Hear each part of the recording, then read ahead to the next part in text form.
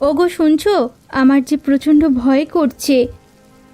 এত ভয় পেয়ে লাভ নেই গিন্নি, ওপরওয়ালাকে ডেকে দেখো ওপরওয়ালা আমাদের ডাকে সাড়া দেয় কিনা। সেই কখন থেকেই তোকে ডাকছি, কিন্তু বৃষ্টি কমার নাম নিচ্ছে না। এদিকে নদীর বাঁধ মনে হয় ভেঙে গেল। নদীর বাঁধ ভেঙে গেলে আর কোনো উপায় থাকবে না, সমস্ত বাড়িঘর ডুবে যাবে। তাহলে আমরা এখন কি করব? কোথায় যাব? বানের জলে ভেসে যাব নাকি? গরিব মানুষের এটাই তো একমাত্র জায়গা, উপায় না থাকলে বানের জলে ভেসে যেতে হবে। সরকার যে কি বলছে বুঝতে পারছি না। পুরো গ্রাম বন্যায় ভেসে যাচ্ছে, তবু কোনো হেলদোল নেই। সরকার আর কি করবে? গিয়ে দেখো সরকার নিজেই সব পয়সা হজম করে বসে আছে। গরিব হয়ে জন্ম নেওয়াই কি আমাদের পাপ? গরিব হয়েছি বলে কি কেউ কোনো মূল্যায়ন করবে না? কি আর করবার, আমাদের জীবনের মূল্য ওদের কাছে কিছুই না। আমরা গরিবেরা বেঁচে থাকলেও আছি, না থাকলেও আছি। দেখো কি করা যায়। যতই হোক এই জলকাদা থেকে বাঁচতে হবে তো। আমি দেখছি কি করা যায়, তুমি চিন্তা করো না। কালা সিং, তোমার কোনো খবর নাই দেখছি। গ্রামের বাঁধ নির্মাণের জন্য কত টাকা এসেছে সেই হিসেব করেছো? এই হিসেব তো করাই আছে বাবু, তবে যে পরিমাণ পয়সা আসছে এখন হিসেব করতেও হিমশিম খেয়ে যাচ্ছি। কি যে বলো না, এই একটা সময় তো আমার ব্যবসায় এত লাভ হয়। কিন্তু বাবু, গ্রামের মানুষজন যদি আপনার কাছে এসে এটা নিয়ে কথা বলে? কথা বললে কি হবে, তারা তো আর জানে না। আরে সরকার আমাকে কত টাকা দিয়েছে আমি সোজা বলে দেব সরকার আমাকে কোনো পয়সা দেয়নি। আপনার অনেক বুদ্ধি বাবু। বুদ্ধি না হলে গ্রামের মোড়ল কি আর হতে পারতাম? আরে বুদ্ধি আছে বলেই তো এখনো সম্মানের সহিত কাজ করছি। কিছু মনে করবেন না বাবু, আপনি তো আর কাজ করছেন না, শুধু সরকারের পয়সা মেরে খাচ্ছেন। তোমার থেকে কিন্তু আমি এসব আশা করি না কালা সিং, তুমি আমার খুব প্রিয় মানুষ। না না, আমি সেভাবে কথাগুলো বলিনি, আমিও আপনার সাথে একটু রসিকতা করেছি। বাহ, তুমি তো দেখছি রসিকতাও করতে জানো। এতদিন তো তোমার রসিকতা দেখতে পাইনি। দেখবেন কিভাবে বাবু, এতদিন তো আর পয়সা পাইনি, আজকে পয়সা পেয়েছি। যাক, তাহলে পয়সা পেয়ে তুমিও খুশি, আমিও খুশি। গিন্নি গো, এখন আমি কি করব? ঘরের যা অবস্থা তাতে হালকা বাতাস হলেও তো ঘর পড়ে যাবে। কি আর করব, ঘরের খুঁটিগুলো সব আলগা হয়ে গেছে বন্যার পানিতে। চিন্তায় চিন্তায় আমার মাথা খারাপ হয়ে গেছে। যদি ঘর বাড়ি এভাবে ভেঙে চুরে যায়, কোথায় গিয়ে থাকবো আমরা? তোমরা কি গিয়ে চন্দ্রকান্ত বাবুর সাথে একটু কথা বলতে পারো না? এই কঠিন সময়ে সরকার যে কিছুই করছে না। চন্দ্রকান্ত বাবুর সাথে কথা বলে আর কি লাভ হবে? সবই আমাদের কপাল, বুঝলে গিন্নি? হ্যাঁ, তা বুঝতে পেরেছি। সবাই ভালো কপাল নিয়ে জন্ম নিয়েছে, আর আমরা গরিবেরা ভালো কপালের আশেপাশেও নেই। দুঃখ করো না গিন্নি, কোনো না কোনো একটা উপায় তো বের হবেই। তাহলে তুমি একটা কাজ করো, কালকে সকালে জগদীশ দাদার কাছে গিয়ে তার সাথে আলোচনা করো। এটা তুমি একটা ভালো কথা বলেছ, তাহলে আমি সেটাই করব। নিশ্চয়ই জগদীশ দাদা কোনো না কোনো উপায় বের করতে পারবেই। জানি না গো, তাদের তো আমাদের মতোই অবস্থা। গ্রামের প্রত্যেকটা গরিব মানুষ এখন কোনো মতে বেঁচে আছে। এই বিপদের দিনে বসে তো আর থাকতে পারি না, অবশ্যই কিছু একটা করে বিপদ কাটাতে হবে। আরে আনন্দ যে, আয় আয়, কি খবর সেটা বল। কি আর বলবো দাদা, কি খবর আর দেওয়ার আছে? তা তো বুঝতেই পারছি, কিন্তু কিরকম কি অবস্থা সেটা তো বলতে হবে। কোনো রকম অবস্থাতেই নেই দাদা, ঘরের খুঁটিগুলো সব আলগা হয়ে গেছে।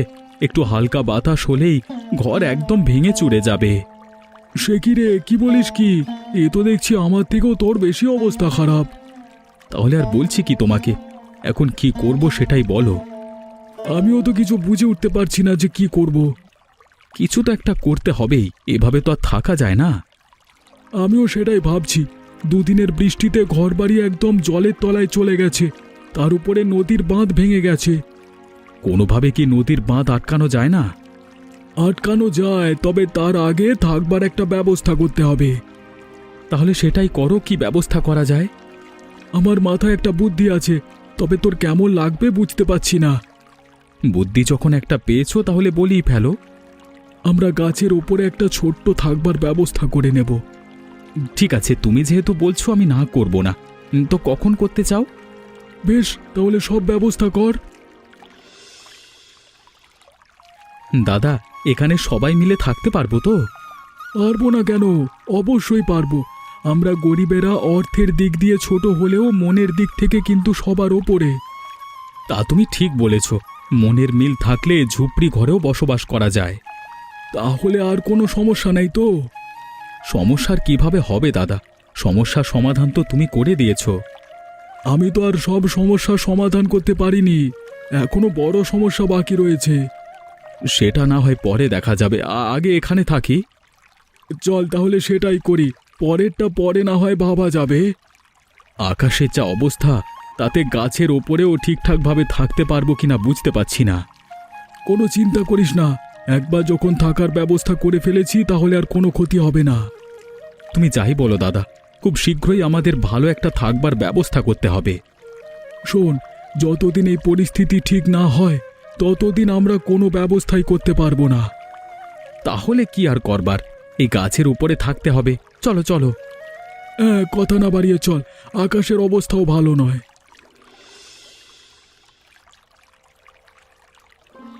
দাদা, নদীর বাঁধ তো মনে হচ্ছে সম্পূর্ণই ভেঙে গেছে, এটাকে নির্মাণ করা যাবে না? যাবে না কেন?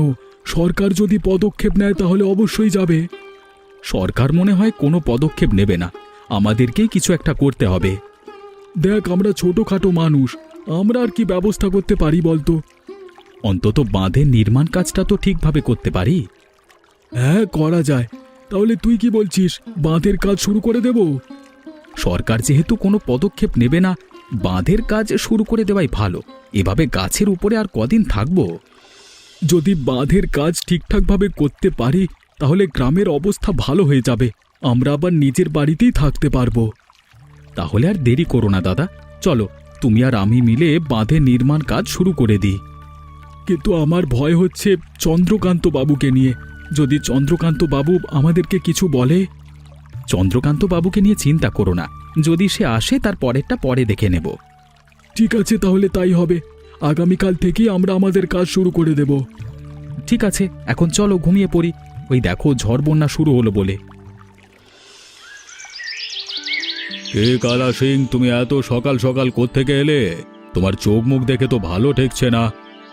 ভালো কিভাবে থাকবে বাবু, আপনি তো কোনো খবরই রাখছেন না। আমি আবার কি খবর রাখবো? কেন, কি হয়েছে?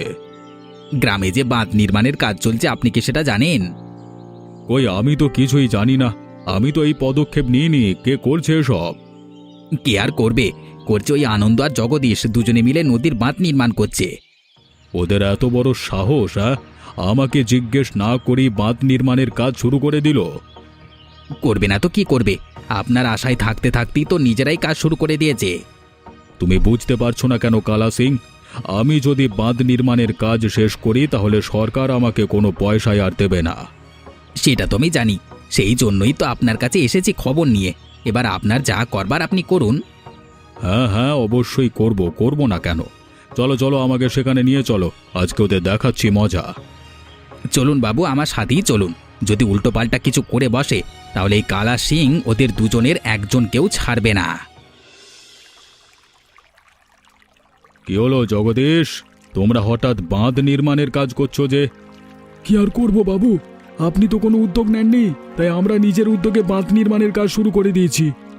এটা তো ভালো কথা নয়। আমি তো গ্রামে আছি, আমি তো আর মরে যাইনি, তাই না? আপনি গ্রামে থেকেই বা কি করছেন? পুরো গ্রাম নদীর পানিতে তলিয়ে গেল, অথচ আপনি নদীর বাঁধ নির্মাণ করলেন না। সরকারের কাছে তো জানানো হয়েছে, সরকার পয়সা দিলে তবেই তো শুরু করব। থাক বাবু, সরকারের পয়সা আমার প্রয়োজন নেই। আমাদের শক্তি আছে, আমরা পরিশ্রম করে নদীর বাঁধ নির্মাণ করব।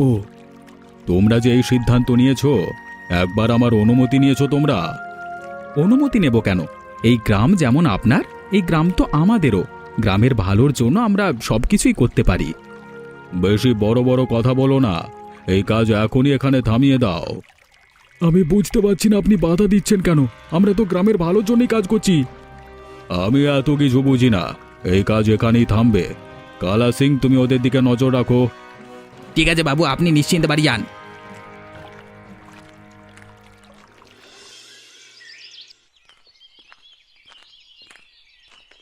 কি হলো কালা সিং, তুমি আবার চলে এলে কেন? তোমাকে তো আমি পাহারা দেওয়ার জন্য রেখে এসেছিলাম। আপনি আমাকে পাহারা দেওয়ার জন্য রেখে এসেছিলেন ঠিকই, কিন্তু ওরা আমাকে উপেক্ষা করে আবার কাজ শুরু করে দিয়েছে। কি বললে তুমি? ওদের এত বড় সাহস! আমি একবার বারণ করলাম, ওরা আবার আমার বারণ শুনলো না। ওদের বড্ড সাহস বেড়েছে বাবু। এবার আপনি কিছু একটা করুন, না হলে আপনার মান সম্মান যা থাকবে না। তুমি চিন্তা করো না কালা সিং, ওদের ব্যবস্থা আমি করছি। চলো এখনই সেখানে চলো। এবার আমি আপনাকে সত্যি সত্যি বলছি, যদি উল্টোপাল্টা কিছু বলে তাহলে আমি ওদের মাথা ফাটিয়ে দেব। মাথা গরম করে কিছুই হবে না কালা সিং, ওদেরকে সাহায্য করতে হবে কৌশলে। আপনার মতো আমার এত ধৈর্য নেই বাবু। আপনাকে ওরা অমান্য করেছে, ওদেরকে আমি ছেড়ে দেব? কিছু কিছু ক্ষেত্রে ছেড়ে দেওয়াটাই উত্তম। চলো আমরা দুজনে মিলে সেখানে যাই, আবার বারণ করি। আর বারণ করে কোনো লাভ হবে না, আপনি বুঝতে পারছেন না বাবু। এবার আমার উপরে সবকিছু ছেড়ে দিন। জগদীশ, তোমাকে না আমি বলেছি কাজ থামিয়ে দিতে? তুমি আমার কথার অমান্য করে আবার কাজ শুরু করে দিয়েছো। ক্ষমা করবেন বাবু, আমরা আপনার কথা মানতে পারলাম না। নদীর বাঁধ নির্মাণ করা এখন বেশি জরুরি। তুই আবার চন্দ্রকান্ত বাবুর মুখে মুখে তর্ক করছিস? তোর কথাবার্তা তো ভালো ঠেকছে না রে। তোর সাথে তো আমি কথা বলছি না, তুই চুপ করে থাক। চাকর চাকরের মতো থাকবি। শুনলেন বাবু, আপনার সামনে আমাকে চাকর বললো, আপনি কি বিচার করবেন না? দেখো আনন্দ, এত তর্কের কোনো প্রয়োজন নেই। তোমরা কাজ থামিয়ে বাড়িতে ফিরে যাও, আমি দেখছি কি করা যায়। বললাম তো আমরা আপনার কথা মানতে পারবো না। বাবু, এত করে বলবার পরেও তোরা মানবি না? দাঁড়া, তোদের দেখাচ্ছি মজা। মাগো, মরে গেলাম গো, দাদা আমাকে বাঁচাও। চন্দ্রকান্ত বাবু, আপনি কি এবারও চুপ করে থাকবেন? আগে তোমরা আনন্দের সেবা করো, তারপর দেখছি।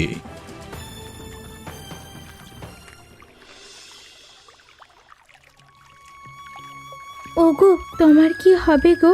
তোমার কিছু হয়ে গেলে আমার যে এই পৃথিবীতে আর কেউ থাকবে না। আহা গিন্নি, একটু থামো না এবার। আমার তেমন কিছুই হয়নি, একটু সামান্য মাথা ফেটে গেছে। দাদা, আপনি কিছু বলুন। আপনি এমন চুপ করে আছেন কেন? আপনি থাকতে ওর মাথা এভাবে ফেটে গেল কিভাবে? চিন্তা করো না বোন, আনন্দের উপরে হওয়া অন্যায়ের প্রতিশোধ আমি নেবই নেব।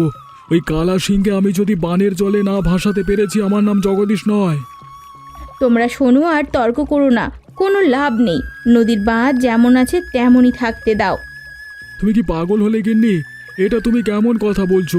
তুমি দেখতে পাচ্ছ না আমরা ঘর বাড়ি হারিয়ে এখন গাছের উপরে বসবাস করছি? কয়েকটা দিনেরই তো ব্যাপার, তারপর আবার নিজেদের বাড়িতে ফিরে যেতে পারবো আমরা। না না, নিজেদের অধিকার নিজেদের আদায় করে নিতেই হবে। এভাবে অধিকার ছেড়ে দেওয়া যায় না। আপনি ঠিক বলেছেন দাদা। একবার যখন আমরা জখম হয়েছি তখন আমরা এর শেষ দেখেই ছাড়বো। আমাকে নিয়ে চিন্তা করো না দাদা, তুমি সব কিছুর ব্যবস্থা করো। আমি যে অবস্থাতেই থাকি না কেন, তোমার সাথেই আছি।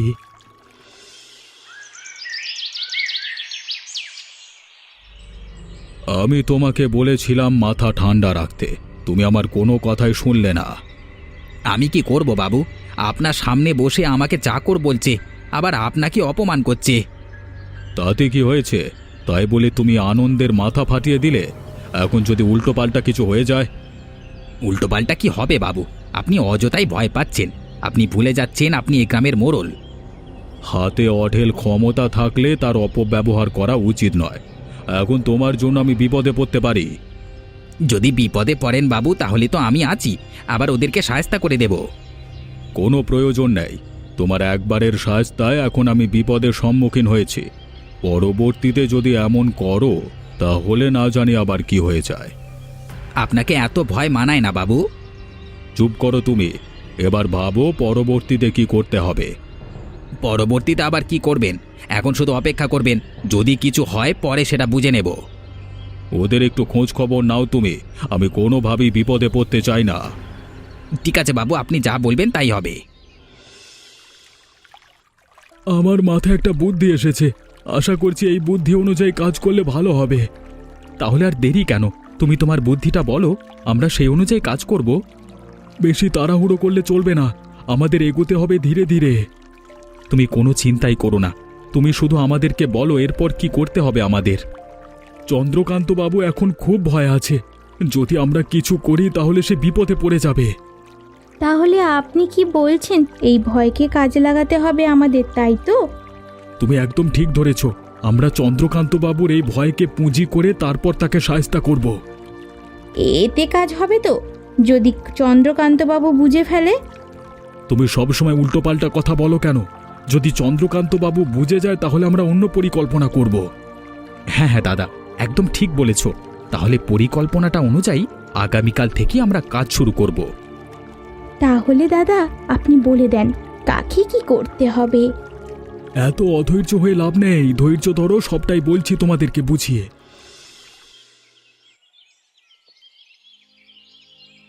বাবু, আপনার কাছে আমি ক্ষমা চাইতে এসেছি। আমি যে কোন মুখ নিয়ে আপনার কাছে ক্ষমা চাইবো বুঝতে পারছি না। কেন জগদীশ, কি হয়েছে? তুমি আবার আমার কাছে ক্ষমা চাইতে এসছো কেন? আমি আপনাকে অমান্য করেছি, আপনার সাথে আমি অন্যায় কাজ করেছি। আপনি আমাকে দয়া করে ক্ষমা করে দিন। ও আচ্ছা, এই ব্যাপার। না না, এটা তেমন কোনো ব্যাপার নয়, তুমি তো তোমার ভুল বুঝতে পেরেছো। একদম বাবু, আমি ওদের ফাঁদে পড়ে এ কাজ করতে বাধ্য হয়েছি। আপনি ক্ষমা করে দিয়েছেন তো? মানে আমি তোমাকে ক্ষমা করে দিয়েছি। তাহলে একবার আমার সাথে চলুন। আমি নতুন ঘর বানানোর জন্য জায়গা নির্বাচন করেছি। তাই নাকি? তা কোথায় নির্বাচন করেছো? আপনি গেলে দেখতে পাবেন। আমরা শুধু শুধু ভয় পেয়েছি, ভেবেছিলাম গ্রাম আর আগের অবস্থায় আসবে না। দেখেছো, আমি যা বলি সেটাই হয়। তোমরা তো আমাকে অমান্য করো। বারবার এক কথা বলে লজ্জা কেন দিচ্ছেন বাবু? আপনি বলুন, আমার জায়গা দেখতে আপনি যাবেন। ঠিক আছে, আমি তোমার জায়গা দেখতে যাব, তবে এখন যেতে পারবো না, আমি বিকেলেই যাই। ঠিক আছে বাবু, আপনি সময় করে আসবেন।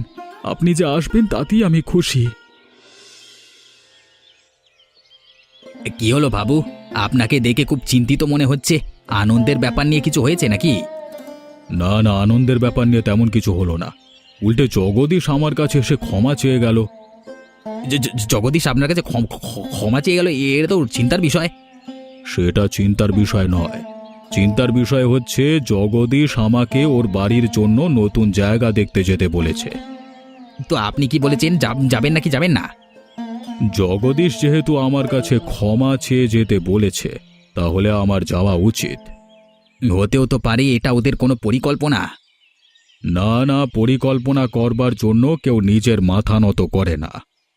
কি জানি, হয়তো আপনি আমার থেকে একটু বেশি বোঝেন, তবে আমার মনে তেমন সায় দিচ্ছে না। না না, এখন জগদীশের সাথে মিলতে হবে, না হলে আনন্দের ব্যাপার নিয়ে বিপদে পড়ব। আমি আবারও আপনাকে একবার বলছি, একবার ভেবে দেখুন। আমি অনেক ভেবেছি, শেষে এই সিদ্ধান্ত নিলাম যে বিকেলেই তুমি আর আমি মিলে জগদীশের ঘরের জায়গা দেখতে যাব। আমাকেও যেতে হবে? তা নয় তো কি, তোমাকে আমি বসিয়ে বসিয়ে মাইনে দেব নাকি? ঠিক আছে, তাহলে আর কি করবার, বিকেলই আমরা রওনা দেব। আসুন আসুন বাবু, আপনার জন্য অপেক্ষা করছিলাম। আপনি যে এসেছেন বড্ড খুশি হয়েছি। তুমি তো দেখছি আমাকে পদে পদে খুশি করে দিচ্ছ। এভাবে আমার সাথে মিলে থাকলে তোমার কিন্তু অনেক লাভ। তা আমি বুঝতে পেরেছি। এবার আসুন তো, এখানটায় দাঁড়ান, আমি এখানেই ঘর বানাবো। তুমি এখানে ঘর বানাবে? এই জায়গাটা তো তেমন সুবিধার মনে হচ্ছে না। কয়েকটা দিনের তো ব্যাপার বাবু, তারপর না হয় আবার আগের জায়গায় ঘর তুলব। তোমার যেটা ভালো মনে হয় তুমি সেটাই করো। হ্যাঁ বাবু, আমার যেটা ভালো মনে হবে আমি তো সেটাই করব। জগদীশ, জগদীশ, আমাদেরকে বাঁচাও, আমরা বানের জলে ভেসে যাচ্ছি। জগদীশ, বাঁচানোর জন্য তো আপনাদেরকে ধাক্কা মারিনি, আমার কাছে যেটা ভালো মনে হয়েছে সেটাই করেছি। কথায় আছে না, চোরের 10 দিন আর গৃহস্থের 1 দিন। তারপর জগদীশ দাদা, এবার মনে হচ্ছে গ্রামটা ঠিক আগের মতোই হয়ে যাবে। হ্যাঁ, আগের মতো হবে না, আগের থেকে আরো ভালো হবে, কারণ এখন আর গ্রামে চন্দ্রকান্ত বাবু নেই। এবার সরকার গ্রামের উন্নয়নের জন্য যত পয়সাই দিক না কেন, সবকিছু দিয়ে গ্রামের উন্নয়ন হবে। একদম ঠিক কথা বলেছিস। আমাদের এবার সকলে মিলে একসাথে হয়ে কাজ করতে হবে। এই গ্রামটাকে আরো সুন্দর করে তুলতে হবে আমাদেরকে। মানে আমরা যদি নিজেরা উদ্যোগ নিই, তাহলে গ্রামের সবাই সহায়তা করতে রাজি হবে। তাহলে আর কি, নদীর বাঁধ নির্মাণ করা হয়ে গেছে, এখন নদীর জল আর গ্রামে ঢুকতে পারবে না। আমাদের বাড়িঘর আবার আগের মতো হয়ে যাবে তো? একদম আগের মতো হয়ে যাবে। আমাদেরকে আর কষ্ট করে গাছে বসবাস করতে হবে না। আমি তো এটাই চেয়েছিলাম। এই দিনটার অপেক্ষায় আমি ছিলাম দাদা। আমার বড্ড খুশি খুশি লাগছে। আমারও কি কম খুশি লাগছে রে। নিজের বসত বাড়ি ফিরে পেয়েছি, এর থেকে আর বেশি খুশি কিসে হব। চলো আমরা বাড়িতে ফিরে যাই, তারপর নিজেদের বাসস্থান ঠিক করি। আর আপনারা এমনই মজার মজার গল্প দেখতে আমাদের চ্যানেলটিকে সাবস্ক্রাইব করতে ভুলবেন না।